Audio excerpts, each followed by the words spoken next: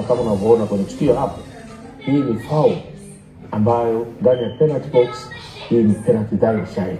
Sasa wakati mkiwa na staajabu ya mwamuzi wakati huyu hapa Boubou Traore, lakini nashangaa hata VAR hakuweza kuintervene.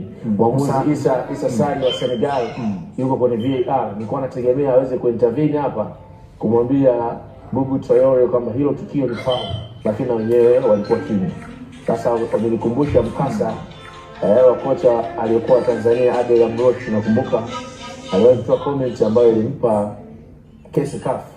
Yeye alisema waamuzi wanaipendelea Morocco na wana nafasi ya kupanga waamuzi. CAF alimfungia mechi kwa sababu alitoza faini, lakini alikuja alishinda ile kesi na CAF wanaambiwa mlipe fidia. Una rais wa FIFA Gianni Infantino na rais wa CAF Patrice Motsepe. Unajiuliza why VAR haijaita tukio kama hili? Lazima utata kwa sababu hii tukio alisema kienda lingetokea kwenye box la Morocco.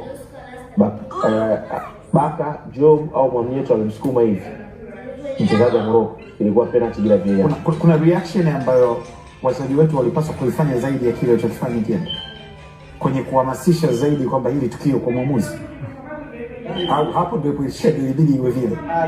Walijaribu, lakini nadhani kulikuwa na jitihada za ziada za kutishia hata kutokuendelea mchezo. Ni kama ushaisha mchezo.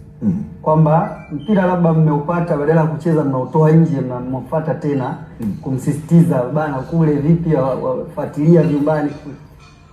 Kwa maana tukio lenyewe halina utata kama litarudiwa kwenye VAR, kwa maana ikisaidizi wa video ndicho ambacho sisi tunapata. Inawezekana wewe uwanjani hujakiona vizuri, ule nao walokaa kwenye hizo nani hawajaona, kwa sababu unaangalia tukio wala alihitaji mtu aliyosomea sana urefari kwa maana kwenye video kuweza kuona kama hili ni kosa au sio kosa.